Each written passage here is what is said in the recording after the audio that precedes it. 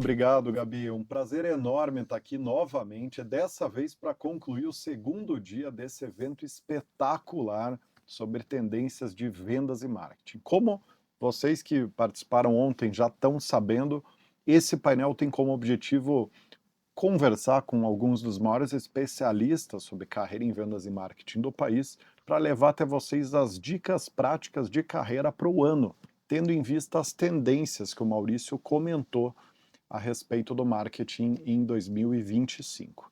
Então, antes de começar, quero dar muito boas-vindas aqui aos nossos painelistas. Começar aqui pelo Edu. Como é que você está, Edu? Tudo Tudo bem? bem, prazer estar com vocês aqui, Rodrigo. Obrigado pelo convite. Muito ansioso aqui para o bate-papo para falar um pouquinho das tendências de marketing, né? Obrigado pelo convite. Opa, maravilha, um prazer. Pedro, como é que você está? Estou bem, entusiasmado com o bate-papo, sempre é muito rico, cheio de informações e dicas, então muito feliz de estar aqui.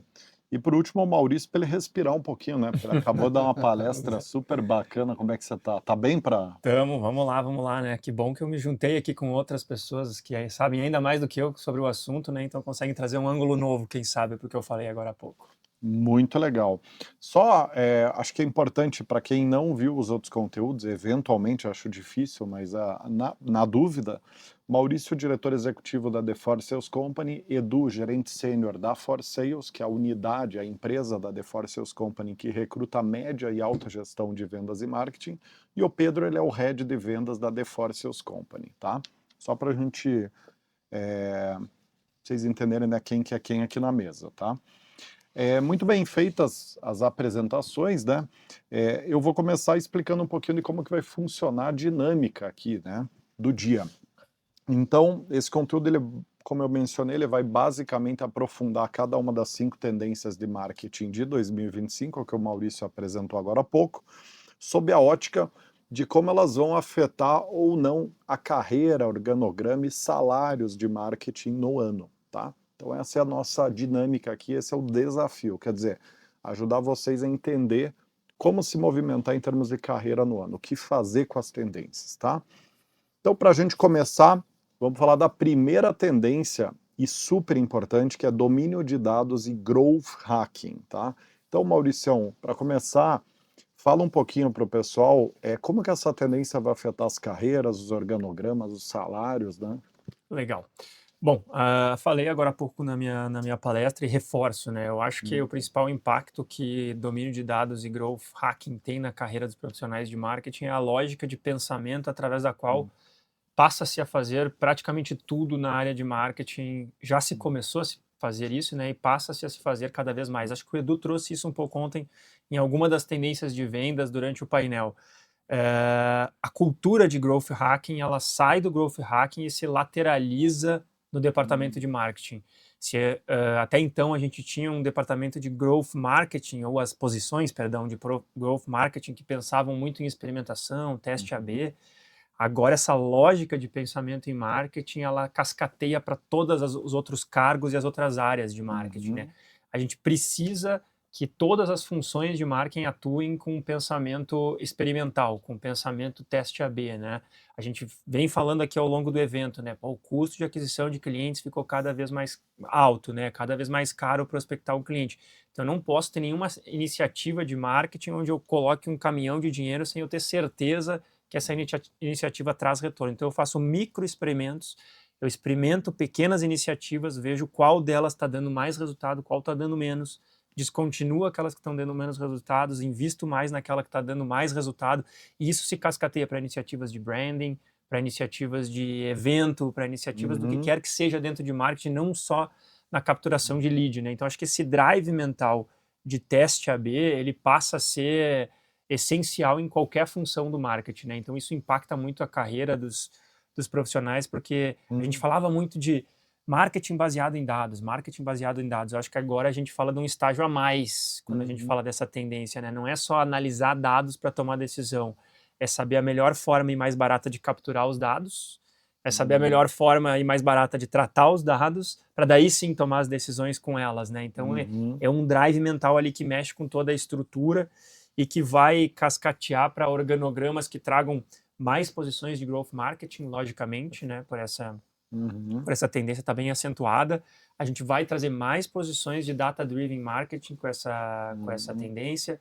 mais posições de marketing automation, né? Porque eu crio estratégias de experimentação automatizadas para ter mais escala, para ter mais volume de experimentação, com copies diferentes, com botões diferentes, né? Então eu crio várias experimentações, eu preciso de automação para isso, para ser eficiente, para ser rápido na execução disso, né? E assim por diante. Então, eu acho que é um pouquinho disso assim que eu posso trazer para contribuir e para passar a palavra para vocês também, para entender um pouquinho de qual é a visão de vocês dentro dessa nova tendência de growth hacking aí, experimentação, teste AB, né? Esse drive mental que todo profissional de marketing vai ter que ter. Se eu puder citar, eu acho que o data visualization também é um aspecto muito importante. Esses dados acessíveis para a própria área e ótimo outras ponto. áreas. E como esses dados devem pautar, perdão pela redundância, mas pautar as pautas de reuniões, né? Como a estrutura de dados ela tem que estar alinhada para o dia a dia da empresa. Não adianta eu medir inúmeras coisas, ter acesso a inúmeras Ótimo informações onde eu não tomo decisões ou que talvez elas sejam irrelevantes. Então, a pauta da reunião, ela tem que usar os dados como estrutura. Eu não vou para uma reunião para analisar o dado. Não, eu vou com o dado e a gente toma decisões a partir disso. Então, ter esse drive onde a organização tem esses rituais de dados. A reunião, esse ritual que a gente faz semanalmente, diariamente, dependendo da estrutura, ele precisa ter essa visualização de dados e que isso seja o dia a dia das organizações. Sem dúvida. O Edu acho que falou alguma coisa no painel de ontem, foi tanta informação, né, ontem e hoje, que eu acho que acabei não associando, mas alguma coisa sobre ROI também. E eu falo ali na minha apresentação de hoje que o profissional de marketing ele precisa ter um drive ROI-cêntrico, né, a partir de agora. Assim. ROI-cêntrico, é isso que o Pedro falou. Precisa sentar numa mesa de reunião e dizer assim, ó, eu investi R$1 nessa iniciativa, nessa ativação, ela me trouxe X retorno. Nessa aqui eu investi R$1, ela me trouxe Y retorno. As coisas precisam ser baseadas em um ROI, né? Sempre trazendo para o aspecto de um ROI. E o Edu pode falar melhor, Edu, desculpa até te interromper, Imagina. mas a gente trabalhou muitas posições de branding ao longo de 2024 que trouxeram no seu job description essa necessidade de visão. Seguramente. Profissionais com experiência em experimentação e teste AB aplicado a branding, profissionais de branding que tenham na ponta do lápis como explicar o retorno sobre o investimento. Hoje em dia, cada vez mais vai fechando o cerco para o profissional de marketing que trabalha no empirismo, né? Que joga o resultado no longo prazo sem conseguir tangibilizar qual o resultado do longo prazo, né? Então, acho que aqui a gente está diante de uma mudança radical, assim, na forma como se faz, como se trabalha em marketing. Né? Seguramente, eu concordo com você, Maurício, em gênero, número e grau, copiando essas palavras, né? Sai desse empirismo e tem mais ciência, né? Os profissionais de marketing, aquela briga clássica que tem nas organizações, vendas e marketing, que é natural, né? Uma disputa. Puxa, a campanha afetou mais o cliente ou foi o atendimento do vendedor que afetou, que gerou o resultado, né? Como calculo o ROI da campanha que eu fiz? É uma pergunta difícil de responder, né? Mas, como a tendência aponta, o Growth ele traz essa ideia de prototipação. Como coletar o dado, como analisar o dado, como interpretar o dado, como ler encontrar padrões naqueles dados e se virar conhecimento, informação e inteligência, portanto, né? E, claro que torna o profissional de marketing mais sofisticado, exige novos skills deles. Inclusive, para você encontrar a probabilidade estatística, puxa, eu vou colocar um recurso aqui, variância, estatística, enfim, né? Então, se a gente entra numa esfera de marketing que até então se encontra em áreas áreas ligadas à matemática, etc. Então, é bastante importante que quem está nos assistindo saiba que se você atua com marketing, essa visão analítica, eu diria que ela é primordial para você seguir atuando. Caso contrário, vai ser uma posição também transacional de marketing. Né? Eu acho que até essa tendência, a gente chegou a debater isso, né, Maurício, que o nome dela até poderia ser Data-Based Growth, né? Porque ela tem esse contexto de unir growth e dado do ponto de vista de visualização, do ponto de vista de governança. Então, realmente tem um aspecto bem interessante que conversa com o que a gente falou ontem, né? Que os dados é o novo inglês, né? Quer dizer, ao passo que há 10 anos atrás ter inglês fluente era estatisticamente comprovado que você ganhava 30% a mais de salário quem tinha inglês fluente, porque aumenta muito as oportunidades, né, tudo mais. O dado está cada vez mais caminhando para virar um denominador de remuneração maior. Então, quem é avançado em gestão de dados, em prompetização, em uso de agentes, tende a ter salários cada vez maiores. Né? E é interessante a gente pensar de onde que surge essa tendência, né? E por que que ela vai se evidenciando? Porque com a medida que o marketing digital foi crescendo e foi ganhando importância dentro das organizações, a gente começou a ter os profissionais de performance. E os profissionais de performance são pautados por retorno sobre investimento. Né? Foi dali que começou a surgir o CAC, esse tipo de sigla, né? Vem muito da análise de performance na mídia paga. E a gente se colocando no lugar de um gestor, de um diretor de marketing, você sentava numa reunião com um profissional de performance e ele te trazia esse tipo de indicador. Aqui eu botei R$1. Aí você sentava com um profissional de marketing tradicional e era tudo indo, sem uma tangibilização. Então essa exigência, ela também ela vem da disseminação das posições de performance. Elas geram uma pressão nos outros tipos de posições para que entreguem os mesmos resultados, a mesma visão de negócio, né? Então a gente está diante dessa situação que, quando tu fala de impacto em carreiras, em organogramas, né, que é assim, aquele profissional que ainda não se adequou a esse movimento ou que está naquele tipo de empresa mais atrasada com relação a isso, ele tende a sofrer uma pressão ainda maior para desenvolver isso, para conseguir se perpetuar no mercado. Ele se manter vai atrativo. ficar jogando na série C, né? Exatamente. Porque ele vai acabar indo para pequenas e médias empresas muito mal estruturadas que toleram essa ineficiência maior. Agora, acho que o ponto central, né, talvez de dicas aqui, disso tudo que a gente falou, é as pessoas, os profissionais de marketing começarem a dar um passo para trás na visão do marketing ops ali, para entender de que forma os dados da área se conectam à estratégia de vendas e marketing como um todo, de área comercial. E aí, dentro do que o Pedro falou de data visualization, né, de painéis de dados, essa estratégia comercial da empresa dá clareza para o painel. Então, o que tem que ser olhado no painel? De acordo com a estratégia da companhia. E aí vai criando camadas de informação arquitetadas para fazer uma governança sistêmica e otimizada.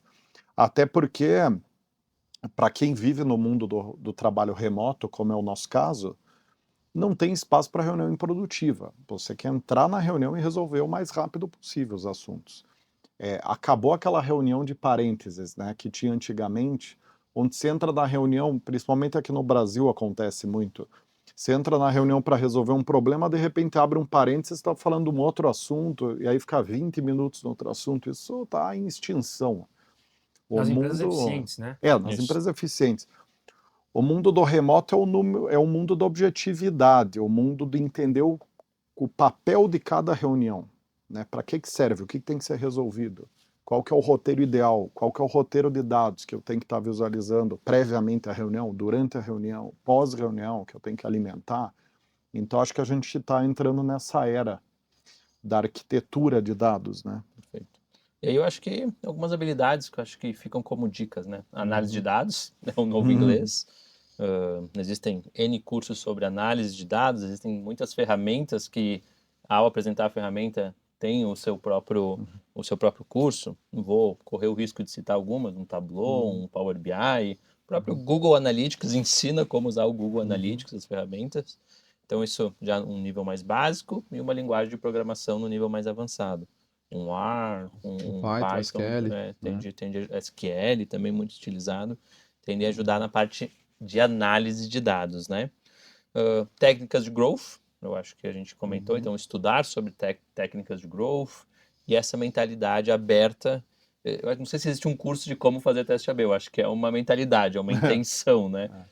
Mas esse espírito de experimentação, essa vida de cientista na posição. Estudar estatística aplicada, né? Super Tem relevante. curso de estatística ali básica, né? Talvez eu ganhe alguns amigos que estão nos vendo aí de marketing que não gostam do que eu vou falar, mas eu acho que o profissional de marketing ele tem que fazer menos PowerPoint e mais Excel daqui para frente. Então, bom resumo. Porque, de fato, essa visão objetiva de como... Tá aí, o que fazer? Deletar o PowerPoint. Deleta o PowerPoint e foca no Excel. Não vamos ser tão radical, né? Mas o Maurício trouxe o exemplo do Brand Manager, né, que é um exemplo super bacana. Mas aqui é um exercício, a pessoa deleta, ela vai fazer assim, uma desintoxicação. Exato. Ela deleta o PowerPoint, fica um mês sem PowerPoint, olha aí. Ó. O Maurício trouxe o exemplo do Brand Manager, né, que tem, enfim, na essência, o objetivo de encontrar um produto para o cliente e não um cliente para o produto, né?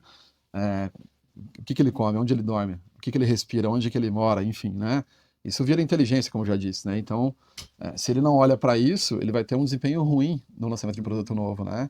Por mais óbvio que isso possa parecer, né? Então, o Growth vem para ajudar nessas competências, estatística, as ferramentas de dados, Ô, mais Edu, o eu chip do profissional até tô importante. pensando aqui, eu fiz uma brincadeira que eu acho que dá até para melhorar ela, porque falei deletar o PowerPoint, mas tem que deletar o Excel também, ou limitar o uso. Então, eu acho que qual é o software hoje, qual é a engenharia central hoje? É o Data Studio, é o Google Data Studio. Quer dizer, você não precisa, se você tiver também 5 horas por dia olhando Excel, tá errado, Uhum. né?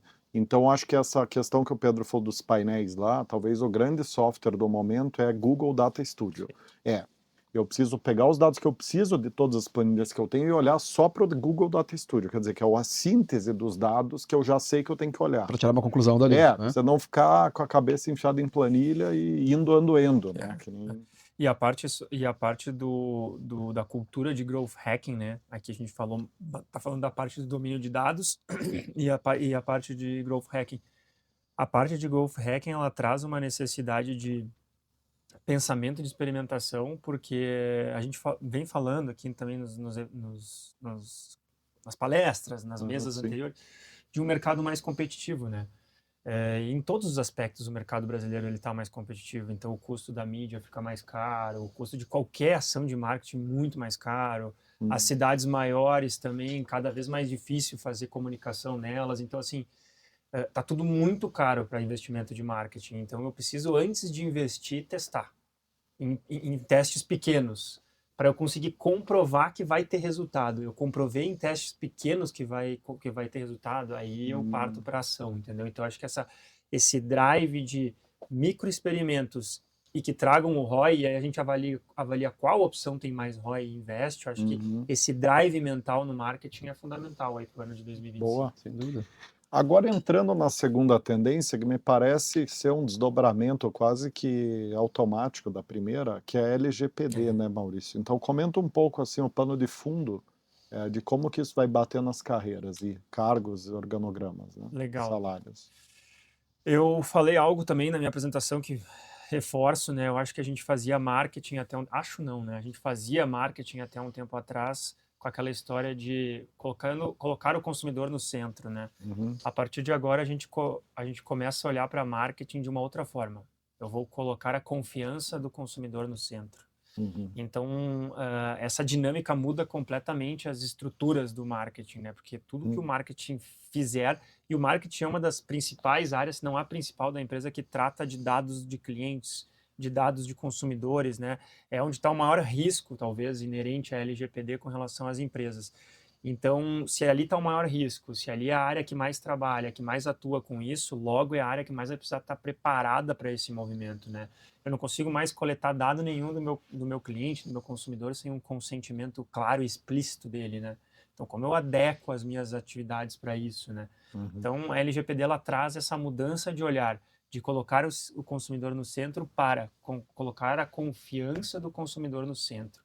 E aí as posições de marketing que existem hoje começam a demandar do profissional que ele tenha um pouco de conhecimento jurídico, um pouco de conhecimento de TI também, porque aquele profissional de marketing que dominar como que se diz, dominar a segurança digital, dominar a LGPD para saber o que dá para fazer, o que não dá para fazer, esse profissional ele vai galgar posições mais importantes dentro da organização, ele vai ensinar outras pessoas do ecossistema de marketing, logo vai ganhar mais importância.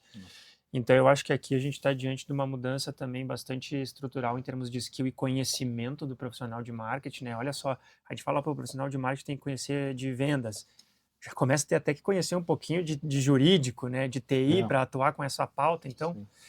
Até porque a LGPD está na fase 1, 2 de 5, porque muito em breve a gente vai começar a fazer uma tokenização do dado, não seria uma tokenização, é o contrário da tokenização, quer dizer, uma roteirização do dado, onde você vai começar a entender por quais IPs, em qual IP ele surgiu, por quais IPs ele andou. Então essa rastreabilidade dos dados, sem perder confidencialidade, para você responsabilizar quem vazou o dado. Sim. Então, o cerco vai apertar cada vez mais na questão de segurança de dados e o marketing, como um detentor de dados extremamente importantes e volumosos, ele vai estar, desculpa a minha expressão, mas com a bunda na janela. É por né? aí. O marketing também sempre foi uma área que atuou. A gente precisa ser tanto outbound quanto marketing, a gente sabe, adquirindo dados de terceiros, né? E a gente começa a perder essa possibilidade, né? Vou deixar o Pedro Não, perfeito. complementar, mas... Trouxe esse ponto e assim como o Rodrigo trouxe, a gente entra numa era de uma necessidade, num aspecto cultural nas empresas de transparência.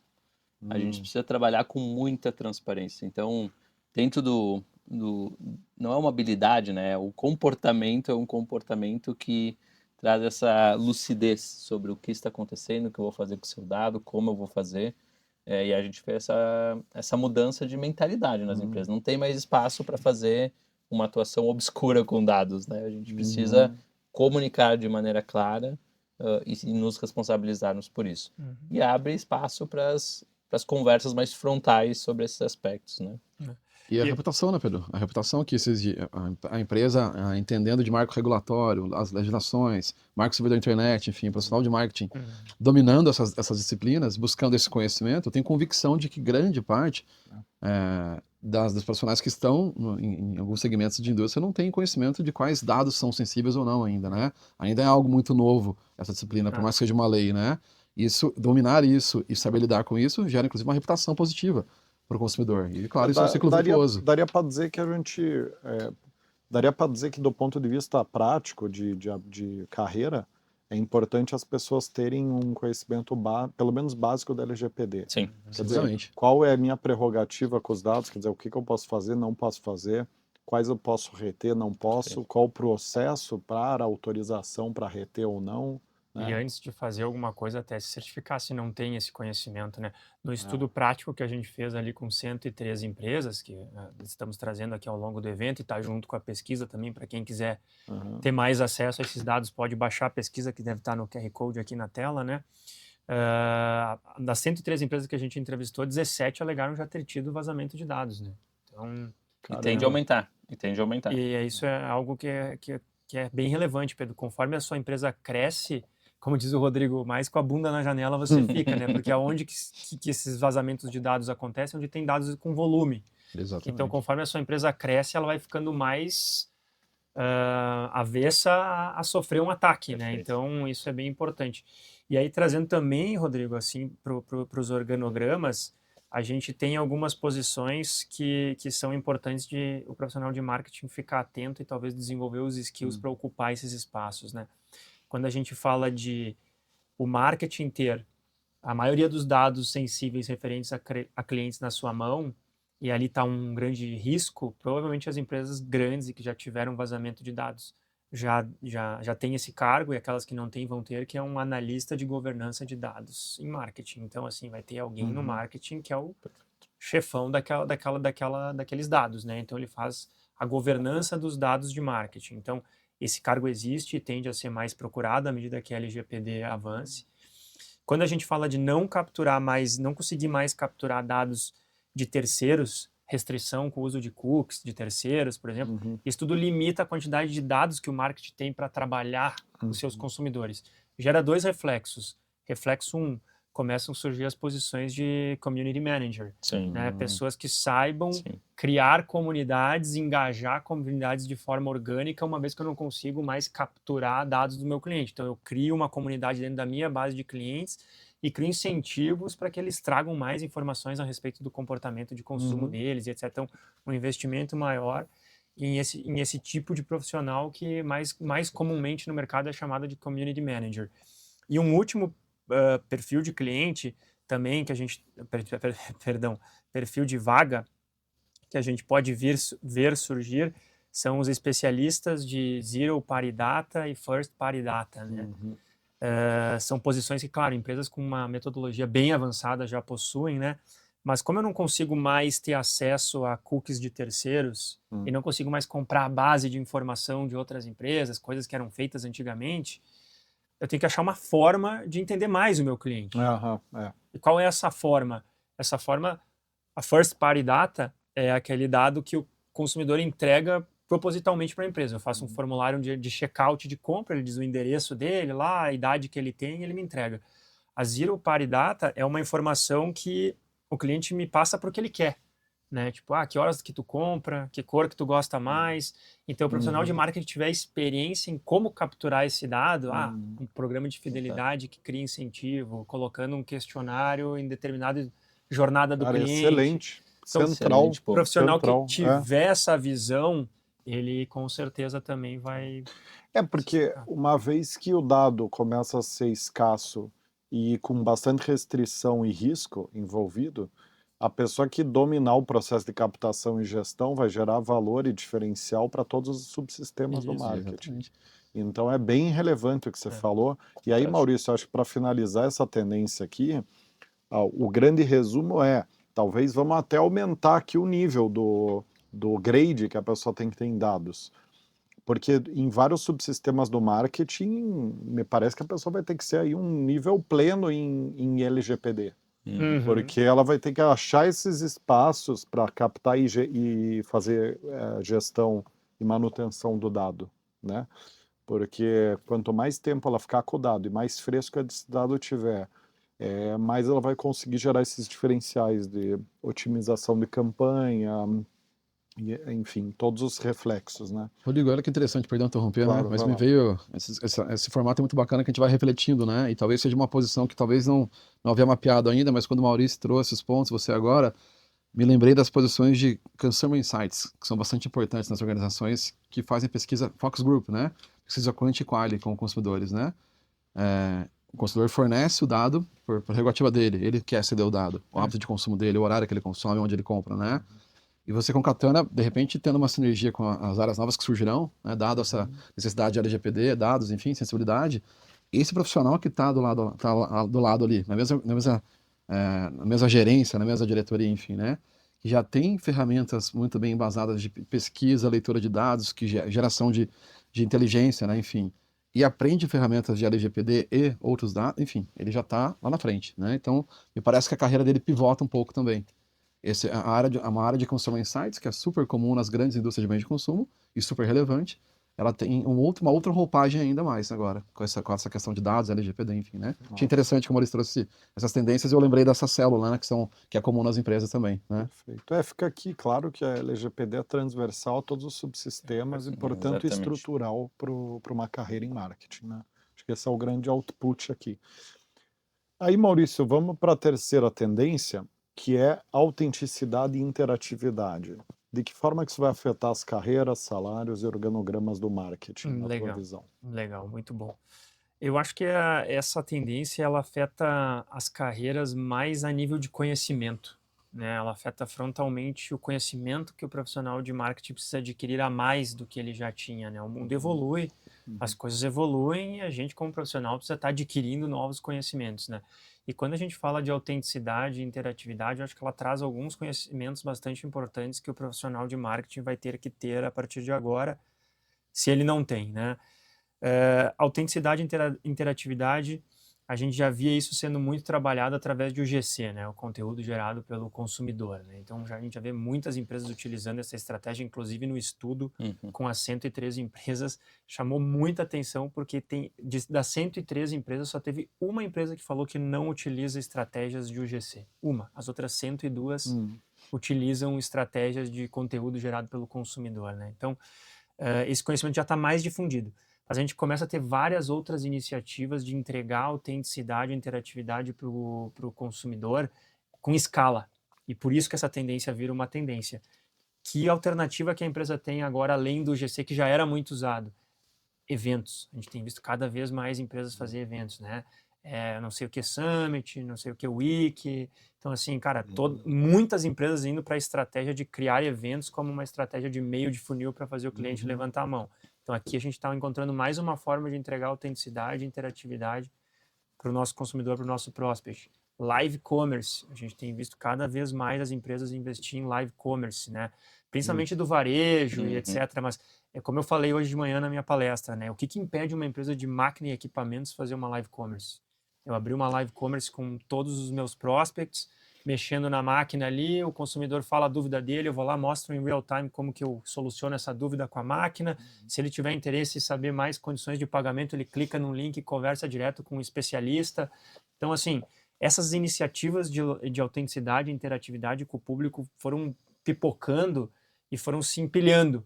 Então, isso vai gerando a necessidade de que o profissional de marketing saiba trabalhar eventos, saiba trabalhar live commerce, saiba trabalhar gamificação, saiba trabalhar programas de loyalty, né? Então, eu acho que impacta bastante no conhecimento que o profissional de marketing precisa ter.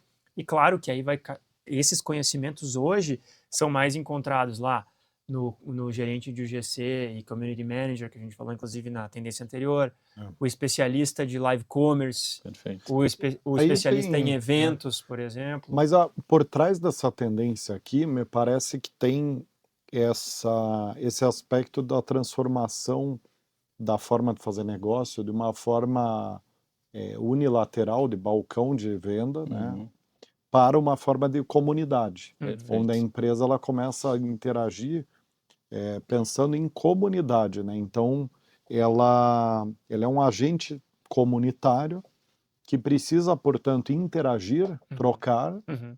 e propor alguma coisa autêntica, se conectar e aí gerar valor e tirar valor dessa cadeia, dessa comunidade, né? E a origem disso é um reflexo, né? Aí também vou ser repetitivo para quem assistiu a palestra de manhã, mas ela é um reflexo do algoritmo das redes sociais, né? O algoritmo da rede social, ele privilegia qual conteúdo que é autêntico, o que não é uma cópia, e o que tem mais engajamento, mais comentário, mais compartilhamento, ou seja, que tem mais interatividade. Então, esse drive de autenticidade e interatividade, ele parte do algoritmo das redes sociais e ele transborda e vem para o mundo como um todo. Então, as pessoas começaram a exigir autenticidade e interatividade em todas as ações das empresas, né? A publicidade tradicional perde força cada vez mais. Vamos explorar esse ponto, Maurício, bem interessante.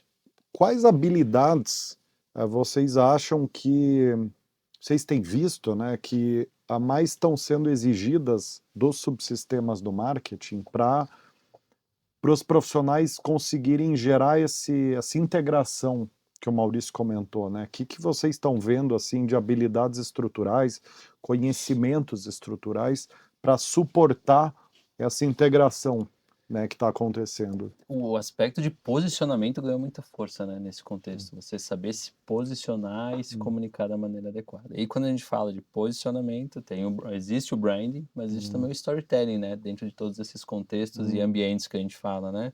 Qual que é a história que a sua marca está trazendo para esse contexto e como se conecta com esse público que devolve a sua história e isso vira uma comunidade, né?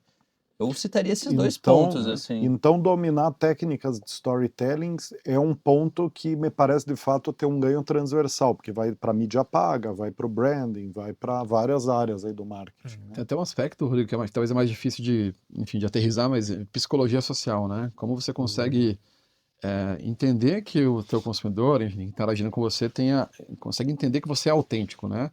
As pessoas buscam cada vez menos, me perdoe aqui, talvez eu vou ser leviano, né? Menos a marca, mas a pessoa por trás da marca, né? Então essa autenticidade que ela acontece, né? A reputação, enfim, né? Tudo isso são elementos que vão moldando ou aprimorando o relacionamento com o consumidor. Eu não quero comprar um produto que o Pedro me vende. O Pedro me passa uma autenticidade, me passa uma reputação bacana. Enfim, então eu acho que nesse aspecto, que é difícil naturalmente de aterrissar, né? Mas é um elemento de soft skill, talvez, que ele fica ainda mais sensível e contundente para essa nova dinâmica, né? Seria uma gestão de influencers aí. Exatamente. Né? Quer dizer, quem colocar como influência da marca, interno ou externo, e como gerir o storytelling dessa pessoa com a marca. Exatamente. O feed que essa pessoa aporta ali na rede social. Né? As pessoas não querem mais um vendedor de sonhos, né? Elas buscam a veracidade, né? E o storytelling traz isso, outros elementos, né? Eu acho que essa questão do que é importante também o profissional ter, Rodrigo, eu acho que hoje em dia as pessoas procuram cada vez mais também isso que o Edu estava comentando, né? Eu não quero saber o que a figura pública... Eu acho que usar uma figura pública para comunicar um produto te ajuda a ganhar awareness Sim. sobre o produto, mas talvez não seja tão efetivo, a depender da pessoa pública, obviamente, o nível de confiança que essa pessoa passa, mas assim, ela não impacta tanto na conversão. A conversão começa a ser mais impactada pela autenticidade e pela interatividade. O que eu quero dizer com isso, né? Eu quero dizer com o seguinte: eu tomo conhecimento do produto através de uma mídia tradicional, uma propaganda tradicional, mas eu decido comprar com base no que eu vejo que outras pessoas comuns como eu Perfeito. fizeram com o produto, gostaram ou não, o famoso vídeo do unboxing no YouTube, os comentários lá no Mercado Booking, Livre. Quando você vai reservar um hotel, E- você toma a sua decisão de compra com base nos comentários, na avaliação. Então, o que eu queria dizer aqui é que o profissional de marketing, claro, o GC já está bem disseminado, hoje tem outras iniciativas, mas também ainda dentro do GC, o profissional precisa desenvolver skills de como gerar conversão através da base de clientes. Perfeito. Como a base de clientes pode te ajudar a converter mais? Se a gente olhar os sites das empresas, né, virou um status quo, né? A Home, todas têm lá a validação social de Sim. cliente dizendo que gostou do produto, e que o produto funciona. Então, acho que é um skill também que o profissional de marketing vai precisar trazer aí para 25, 26 para ser diferente. E aprender a utilizar esses gatilhos mentais a favor do negócio, né? A validação social é um tipo de gatilho mental. E quais outros podem ser usados? É Né? interessante, né? Porque a gente está aqui na terceira tendência e é curioso porque que as 3 tendências que a gente falou, elas são caixa de ferramenta transversal, Sim. né? Então isso me parece que está apontando aqui, não quero ser leviano aqui na minha colocação, mas parece que está apontando por uma necessidade das pessoas de marketing dominarem, terem conhecimentos básicos generalistas dos demais subsistemas, né? Então o marketing desvirando em silos, que foi uma tendência Sim, das últimas descentralizado, né? décadas, né? Que se verticalizou muito o Ótimo marketing ponto. ali, né? Então, aqui é a área de branding, aqui é a área de não sei o que, aqui é... Então tá desilificando o marketing, né? Virando uma área ainda mais integrada, talvez, né? E uma área cada vez mais analítica, né? Cada Sim. vez mais focada nesse perfil de profissional sistema-cêntrico, processual-cêntrico, data-cêntrico, né? Eu acho que mudou muito o perfil do profissional de marketing nos últimos 10 anos aí, né? Se a gente for falar em linha do tempo. Sensacional, sensacional. Muito, muito relevante isso que a gente está falando, porque eu não me lembro ter visto isso em lugar nenhum, então provavelmente o insight em primeira mão aqui, né? Que é o poder, ilustra muito do poder do headhunting, né? No final do dia, headhunters de alto desempenho, empresas sérias, como é o nosso caso, são pessoas que entendem a fundo o contexto, as boas práticas, a fronteira do conhecimento da vaga, para a gente conseguir aportar dentro dos clientes pessoas que estão no topo da performance daquilo. Então, acho que isso fala muito do nosso trabalho como headhunter, né? Que é estar na fronteira do conhecimento. Headhunter é especializado, tá? Só para ficar claro, que eu acho que talvez o grande desafio hoje das empresas é que elas conhecem o headhunter generalista, ou que tem várias áreas dentro especializadas, mas que na prática é mais do mesmo, é um especialista plus, é um generalista plus, né? O headhunter especializado que só recruta vendas, só recruta marketing. Então, essas empresas, como é o nosso caso, acho que tem um nível de aporte para os recrutamentos que é uma coisa absurda, né? A gente realmente transforma a história das empresas, né? Inclusive, tem clientes nossos, curiosamente, a gente até falou de um dos cases no painel de 2023 sobre tendências, que a gente acho que fez um turnaround lá que a empresa cresceu 400% em um ano, né? Uma empresa de materiais elétricos do interior de São Paulo. Sim. Mas enfim, feito aqui o parênteses, vamos então partir para a quarta tendência, que é o ABM, né? O Account Based Marketing. Maurício, conta um pouquinho do ABM aqui, do ponto de vista de carreira, organograma, salário. Por que isso vai ganhar, vai ocupar mais cargo dentro do marketing? Vão ter mais pessoas Legal. dentro desse foco? Maravilha. Rodrigo, você falou anteriormente, né, sobre como uma tendência está conectada à outra, né, e como ela exige uma transversalidade, um conhecimento mais transversal do profissional de marketing. Acho que o ABM está frontalmente conectado com isso que você falou, né? O ABM já vem sendo trabalhado pelas empresas há algum tempo, sabe? Muitas pessoas podem olhar e dizer, pô, mas a ABM é uma tendência. Nós aqui na For Sales, nós acreditamos que sim, com base nos três pilares ali que eu expliquei na minha palestra, mas muito fundamentado no fato de que até então a gente tinha muita iniciativa gerando pouco resultado, porque as iniciativas elas eram o Denilson na Copa do Mundo de 2002, sabe? Aquela leva a bola para a linha do fundo e fica pedalando, mas não chutava para o gol. As iniciativas de IBM elas não chutavam para o gol. Eu acho que agora, quando a gente começa a ter mais iniciativas de autenticidade e interatividade, como por exemplo eventos, live commerce, a gente começa a entregar mais valor para as iniciativas de IBM. A gente consegue ser mais relevante na tratativa com a grande conta que a gente está tentando prospectar. Então eu enxergo que o IBM esse ano ele vai começar a trazer resultados mais relevantes para as empresas que apostaram nessa metodologia. E a gente teve na pesquisa com 113 empresas ali um alto número de empresas que está num estágio inicial e intermediário, que estão tentando aprender, então isso também nos mostra que vai ser uma tendência bastante trabalhada esse ano, e aquelas que ainda não atuam alegam que querem, metade delas alegam que querem começar a atuar com o IBM no curto prazo. Então, estamos diante de uma tendência que muitas empresas ainda não sabem muito bem como trabalhar, outras querem trabalhar, e estamos no momento em que mais surgiu iniciativas que dão valor para a iniciativa de IBM. Então, assim, essa conjuntura de coisas nos faz acreditar... Você sabe que eu tenho uma opinião bem peculiar em relação ao crescimento da importância do IBM no marketing. Que, na minha visão, eu acho que é uma tendência pendular fruto da saturação do Receita Previsível. Quer dizer, o modelo do Receita Previsível, né, já deve estar fazendo 10, 15 anos que foi lançado o livro, ele criou uma padronização tão grande, uma eficiência tão grande no outbound, que você saturou o canal de outbound. Ele virou um canal de bloquear e-mail, bloquear destinatário. Hoje eu tenho, dentro da minha agenda, todo dia eu separo 10 minutos para bloquear destinatário, porque eu tenho que ficar todo dia limpando minha caixa de e-mail. E aí, o que isso criou? Isso criou uma perda de eficiência no outbound de grandes contas, e surgiu, portanto, pendularmente, né? Você foi para um outro extremo de falar, legal, agora a grande conta já sacou, que é uma automação de mensagem, de e-mail, e esse cara quer ser atendido como indivíduo, como uma demanda individualizada.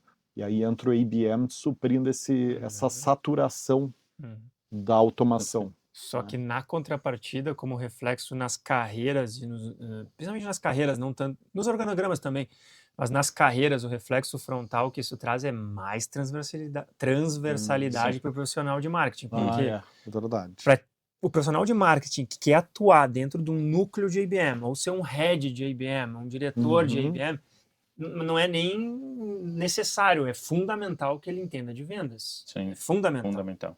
Então, assim, ele precisa ter 50% do skill dele em vendas, 50% do skill dele em marketing. Ele precisa dominar a gestão de pipeline. Perfeito. Ele precisa dominar técnicas de account management de vendas complexas para grandes contas. Ele precisa entender desse processo. Se ele não entender, ele não vai atender bem essa cadeira. Então, traz mais transversalidade, mais intersecção entre vendas e marketing, que é aquilo que a gente estava falando. E sem falar na necessidade de dominar diferentes ferramentas, né? Porque o account-based marketing, ele sai do modelo de receita previsível, mandar inúmeros e-mails, ligações e mensagens que estão importunando para agregar valor na relação. Então você precisa saber fazer o conteúdo certo, no momento certo, entregar pelo canal adequado. Então a gente começa a falar de outros recursos que você vai utilizar. Esse ponto de contato vai ser um evento, como ele vai ser, como que eu vou tratar esse prospect específico e tudo que está relacionado, todos os stakeholders relacionados a esse prospect. Então a gente vê essa pluralidade. Agora um pouco do conhecimento transversal. O mundo fica menos mainstream e vai se customizando, né? Acho que o marketing ele vai entendendo que uma demanda do cliente, né? Eu não sei se vocês estão na mesma página aqui, mas eu estou vendo uma conexão, um sequenciamento perfeito de eventos, desde a nossa primeiro painel ontem sobre vendas, quando a gente iniciou o painel falando de integração de vendas e marketing, até esse momento, se a gente conectar as duas coisas, parece que a gente fez uma linha do tempo perfeita para onde a gente está agora. E aí, fica a brincadeira aqui, talvez o futuro do seus Marketing Trends é virar um livro aqui. Todo ano a gente escreve um livro. Poxa. Porque tem um capítulo subsequente, a gente está construindo na base de conhecimento sequencial aqui, que está basicamente dando up-to-date da vendas e marketing do momento, né? Então, todo ano dá para a gente fazer o status quo de vendas e marketing, né? E eu estou concordando 1000%, porque, de fato, você veja, né, o nível de transversalidade que você tem que ter para atuar bem em ABM. Você tem que dominar tudo, todos os subsistemas de marketing e vendas. Porque você tem topo de funil, você tem meio, você tem fundo, você tem funil infinito, você tem... enfim, você tem analytics, você tem LGPD, você tem tudo, interatividade, autenticidade e tudo, né? E dentro do próprio IBM, provavelmente a conta que for mapeada, ela vai ter 3, 4, vai ter o influenciador, o tomador de decisão, e você vai abordar todos eles. E cada um deles exige uma estratégia diferente, né? Então, mais um pensamento canal, um assim, conteúdo específico, uma abordagem específica. Boa. Daí a gente sabe o que a gente vai fazer, e agora já vai conectar com a última tendência aqui. A gente vai pegar essas... Se for a carteira, tá cheia. Imagina o quanto de dinheiro na carteira fazer esse barulho. Sabe o que a gente vai fazer? A gente vai pegar esses vídeos dos painéis e das palestras do Maurício, vamos subir no chat GPT e vamos pedir para ele construir o livro para nós, olha só. Aí, ó. A gente excelente. já para fazer o livro. Pelo menos o conteúdo é nosso. Né? Mas aí só tá organizando. A gente já tem o conteúdo, a gente já tem lá 6 horas de conteúdo, sobe lá, agora transforma isso aqui num livro. Pronto, tá feito o nosso livro. Não precisamos mais falar da última tendência, então, né? Aí sim, né, entrando na última tendência, agentes de AI, Maurício, comenta um pouco, fecha aí nossos painéis, né? Aqui é o último item do último painel sobre carreira, dica de carreira, é falar de agente de AI, que me deixa muito feliz, porque é um tema que eu acho que responde bastante coisa. Então comenta de que forma que ele está interconectado ao que a gente já falou aqui e como que vai afetar as carreiras, organogramas e salários. Legal. É difícil não ser algo parecido com o que eu falei ontem no painel de vendas, né, Rodrigo? Eu acho que assim como em vendas, em marketing também, né, os agentes de AI, eles inicialmente não vão substituir os profissionais de marketing, pelo menos não no curto prazo, mas eles vão potencializar absurdamente o trabalho de marketing, assim, de uma forma extremamente exponencial, né? Então, assim como o gestor de vendas que souber olhar o funil de cima, que souber olhar o processo de cima e identificar onde tem possibilidades de criar agentes de A, de agentizar, né, o processo de vendas, no marketing também é igual, né? O marketing talvez seja uma das áreas assim que tem mais possibilidades de agentização, né? Impressionante a quantidade de usos que você pode fazer de um agente de A no marketing e se fazer valer disso. A gente falou inclusive de copies matadores, né? Acho que foi no painel de vendas. É um exemplo de marketing onde pode usar o agente de A. Então, assim, a lógica é a mesma de vendas, para mim não ser repetitivo, né? Eu acho que o profissional que souber de marketing, entender de marketing, dominar os temas de marketing e souber de A, ele é um ativo no mercado extremamente valioso. Esse é o reflexo. Sem dúvida. Me parece que o mundo caminha para um ambiente, o mundo corporativo, as empresas, as indústrias, os agentes econômicos, né, de desmassificação, né?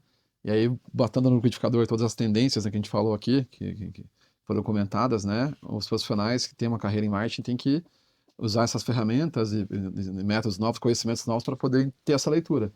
As indústrias pregavam que ser massificado atingia a grande parte da população, consumidor, cliente, e funcionava. Hoje, entende-se que não funciona. Então, como você usar elementos, tecnologia, conhecimentos, inteligência artificial para que você consiga ter uma visão mais acurada do que cada um precisa, né? Então, como desmassificar o que era massificado. Eu não usaria essa palavra, Edu, eu usaria a palavra de granularização. Perfeito. Porque eu acho que a massificação ela é é o auge do trabalho do marketing, né? Quando você consegue amarrar tudo que a gente falou e fazer massificado, personalizar massificado. Exatamente. Cara, é o estado da arte do marketing, você fazer isso, porque você gera uma escalabilidade absurda. Entretanto, isso é 1% que vai conseguir. Uhum. Então, acho que talvez a Mas a palavra... IA potencializa muito Muitas conseguir possibilidades. isso. Sim. Muito. Mas aí, então, a palavra de ordem é granularização, é entender granularmente, né? Aonde que você já consegue massificar ou não, recuar na que você não consegue, avançar até conseguir. Então, quer dizer, você granularizar tuas ações, tuas análises, tuas abordagens, para você conseguir chegar na massificação, de lá na frente, né? Porque hoje o que a gente vê, porque da onde que veio o teu raciocínio, que eu entendi Uma perfeitamente. personificação em massa. É né? que há 10 anos atrás, de 10 anos para cá, a gente viveu uma preguiça, então teve uma massificação errada, né? Saturação do outbound, por massificar errado. Então isso cobrou um preço. Então a gente vai passar por um período onde essa massificação errada vai funcionar cada vez menos. Uhum. Só que tem a massificação certa para ser Uhum. buscada. Eu acho Sim. que é aqui que está o É ponto. interessante que você vai precisar criar um padrão de abordagem, você vai ter que ensinar um prompt que você use de maneira homogênea nas suas operações, nos seus times, que estejam conectados da maneira adequada, mas que sejam capazes de personalizar a abordagem com base na interação. E aí quando você pensa falando do agente da AI, né, você consegue tratar, se você tiver os dados certos, os processos Exatamente. certos, você consegue massificar o atendimento com um nível de personificação Exatamente. que nem se você tivesse 1 milhão de pessoas Essa é a cereja do atendendo bolo. call centers conseguiria, Uhum. né? Então acho que aí tá a magia da Sim. coisa, né? Tem um skill aí que é muito importante, a gente falou pouco, talvez, que é a capacidade de organização disso, de tudo isso, né? É. Organizar dados, organizar os processos para que eles fluam de uma maneira eficiente para as empresas, né? Esse é um grande skill dos profissionais do futuro, essa capacidade de organização. Mas você sabe, cara, que eu depois desses 2 painéis brilhantes aqui que a gente fez, eu me lembro do que eu mencionei rapidamente ali no painel anterior sobre a questão da tendência dos grandes talentos, das empresas começarem a buscar talento mais do que hard skill. E isso tudo que a gente falou, para mim, é uma grande prova disso, porque olha o nível de complexidade do que a gente está trazendo aqui. Se a pessoa tiver um nível de lógica médio, um nível de inteligência prática médio, um nível de inteligência emocional médio, a pessoa não vai dar conta, porque é muita variável, é muita pressão, é muito case fazendo 10 vezes melhor que você, então você tem que ter a maturidade de priorizar, né, inteligência emocional, de priorizar, de entender o teu momento. Então você tem que navegar brilhantemente bem por lógica, prática, emocional e criativa. Sem dúvida. Perfeito. E aí não adianta você ter uma pessoa mediana que conhece a fundo o teu negócio, enfim. É muito melhor você ter um grande talento que vai conseguir matar no peito algo que ele não conhece e pegar aquilo ali, né? Peter Drucker diz que contrata-se por competência e demite-se por comportamento, né? Excelente essa frase, porque ela traz um pouco desse contexto, né? Então, quer dizer, eu acho que o desafio que fica aqui para as carreiras, né, fazendo um resumão, quem quer realmente se destacar no mundo corporativo vai ter que ser muito bom, cada vez melhor. E eu acho que as pessoas vão ter que investir nos fundamentos da alta performance, lógica, prática, emocional, criativa, as inteligências, né, o quadripé das inteligências, né? Eu acho que uma coisa que assim, acho que a gente foi bastante, com toda a humildade, né? Eu acho que a gente foi bastante pioneiro em falar isso e de uma forma contundente. A gente sempre se posicionou assim meio como um vanguardista, falando para as pessoas que vendas virou ciência, né? Vendas virou dado, vendas e marketing, agora acrescenta o marketing, né? Virou ciências, virou dado, virou sistematização, virou automação. E tudo isso isso que o Rodrigo falou agora é um reflexo desse movimento que surgiu lá atrás, né? Porque como é que você vai atuar dentro de um mercado sistemático, processual, automatizado, com criatividade, cara, com N capabilities. E N capabilities é o profissional talentoso que tem, né? Não adianta você também ignorar isso, né? Então eu acho que de fato a gente pode caminhar para um mundo lá na frente que entenda que mais do que a hard skill, aqui a gente está para falar de 2025, né? Sim. Mas quem sabe lá na frente, num futuro mais longevo, a gente possa ter um mundo que valoriza mais o soft skill, o talento, aquela coisa assim, cara, eu vou contratar o cara porque é bom, né? Ele entra aqui e resolve. pode acontecer isso. Hoje ainda não é essa a dinâmica que a gente vê, Uhum. mas quem sabe o mundo lá na frente mude para esse caminho, né? Mas Sem você dúvida. sabe, Maurício, que a minha opinião em relação a isso é categórica. Para mim, o único sentido que a coisa vai caminhar nos próximos anos é para a ascensão das soft skills e para a valorização dos grandes talentos, dessas pessoas polivalentes. Mas Isso aí, é ouro. mas aí Vai nós ser temos, cada vez mais ouro. mas aí o Mas- mercado como um todo tem uma Vai ter uma adaptação, né? o mercado como um todo tem uma dificuldade absurda Não, de se adequar a esse processo. E aí Então. linko isso com o nosso negócio. Identificar a Isso. pessoa. Linko isso com o nosso Exatamente. negócio. Tem pouquíssimas pessoas no mercado preparadas com técnica, com conhecimento para identificar quem é um talento e quem não é. Ixi. Vai Sim. ser uma identificação empírica absurda e aí vai virar uma bagunça, né? Então, Sim. assim, Tem um novo business surgindo aí de recrutamento que é o caça de grandes talentos, né? Como identificar o quadripé das inteligências, porque isso é um marketplace de gênios e gênias, né? hoje o principal método de seleção das empresas são os vieses, né? Sim. O cara é um talento porque ele é parecido comigo. Quem disse, Sim, né? por aí. Então, É bem eu por acho aí. que... O que Viéses reforça, mas o inconscientes. que reforça a razão de ser da The Force Sales Company, Exato. né? Encontrar esses talentos, né? Pô, mas Independente do objetivo. foi tão bom esses dois painéis que a gente terminou com chave de ouro aqui, porque a gente fez um arco perfeito aqui, né? Pessoal, que bacana, né? Que bacana que a gente está conseguindo falar de uma forma tão fluida sobre esses temas e tão produtiva, porque eu acho que a gente gerou aqui em 2 horas de debate nos 2 dias, a gente gerou uma atualização que, meu Deus, acho que devia vender esse painel, viu? Então, você está vendo aqui, está pagando, não é por acaso, a Eu- gente mudou a estratégia. Eu tenho uma sugestão. A gente deveria cobrar, não está cobrando. Então, se você está vendo, o que você pode fazer para nos retribuir é compartilhar com mais Perfeito. pessoas, Olha né? só, olha Com quem só. precisa, enfim, com quem que esse painel vai ter valor, vai nos ajudar bastante também, que a gente está fazendo isso para chegar no máximo possível de pessoas, né, Rodrigo? Com certeza, com certeza. Pessoal, é isso. Muito obrigado aí por estarem acompanhando a gente até o 2º dia. Agora eu vou passar a palavra para a Gabi, mas já antecipando que a gente vai entrar em 2 dias de eventos super legais, que são os eventos setoriais, né? Os painéis setoriais para aprofundar as tendências dentro de cada contexto. E isso vai ajudar vocês a entender muito sobre como é que vai bater na área de vocês. Então não percam os próximos dias e, como o Maurício falou, compartilhem, porque conhecimento é para ser compartilhado, não retido, né? Então compartilha nos grupos de vocês de vendas, marketing, na empresa de vocês, porque quanto mais gente preparada em vendas e marketing, mais gente feliz, carreiras mais prósperas, um país mais próspero, todo mundo ganha, tá bom? Por hoje é isso, um abração e até o próximo ano, né? Eu fico por aqui.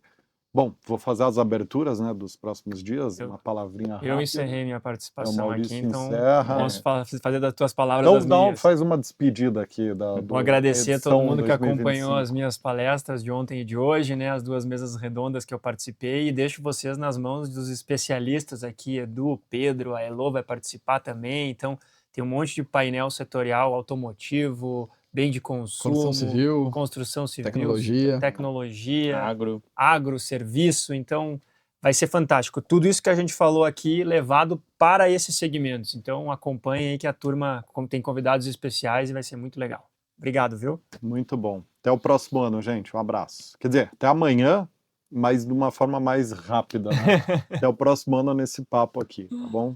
Valeu.